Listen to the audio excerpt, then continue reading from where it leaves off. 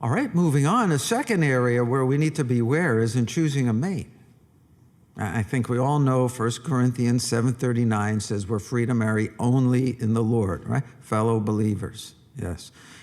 So what if instead of waiting for a suitable marriage mate in the truth, there arises an opportunity right now to enter into a relationship or develop a relationship with a non-believer?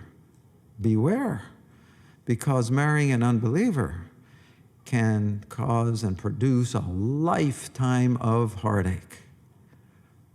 But you know something? So can marrying a believer. Don't tell me you know that. No.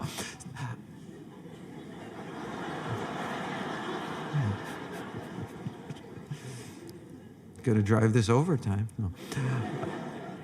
No, in all seriousness, then, yes, marrying a believer, if that person, if that believer is spiritually immature or emotionally immature. Now, would that be a sin?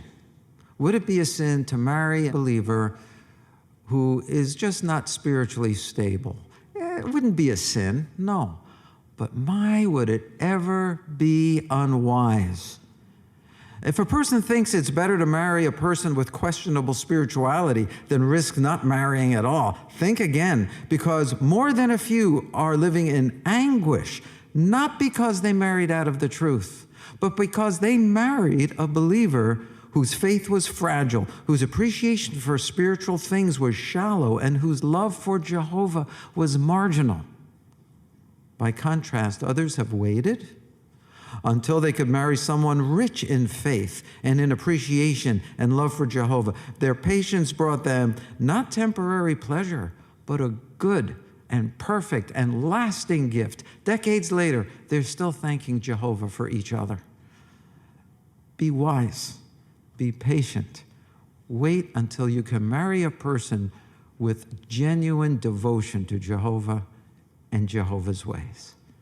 If you've never been one of Jehovah's Witnesses and you're just curious about what this group has to say on the subject of patience at their 2023 Exercise Patience Convention, I hope you're paying attention.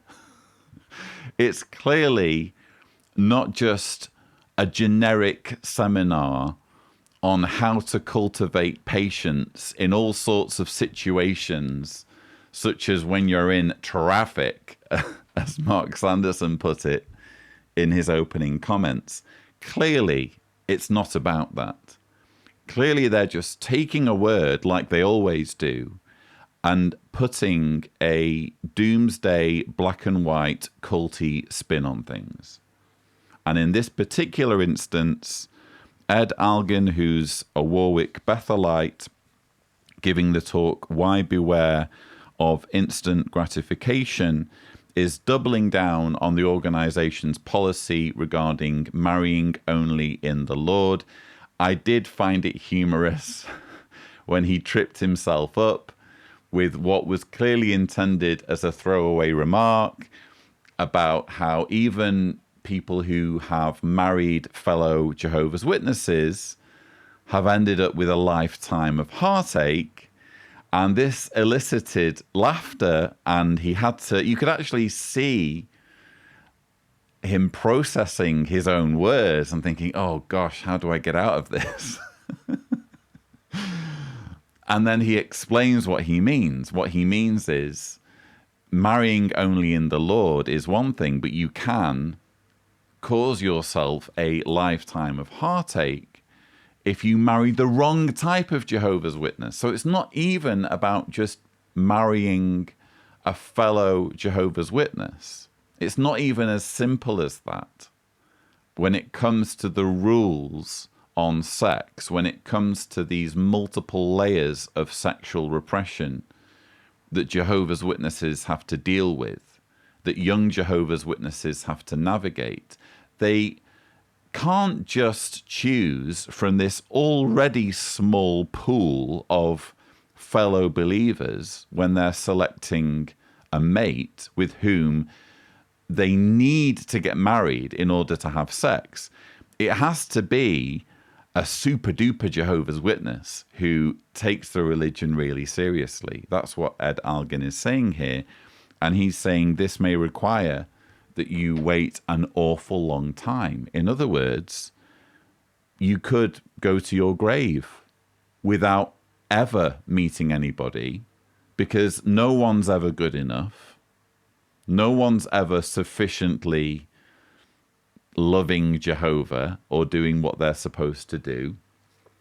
And you just don't meet someone because you're in such an insular, small bubble as a Jehovah's Witness. Whereas when you're not a Jehovah's Witness, it's not so much of an issue, because you get to choose a mate based on whether they are a good person and whether you connect well with them. So you don't have these shackles to consider. But thank you, Ed Aljian, for just putting everything out there and making it so abundantly clear that this convention isn't simply about patience or cultivating patience or helping people be more patient.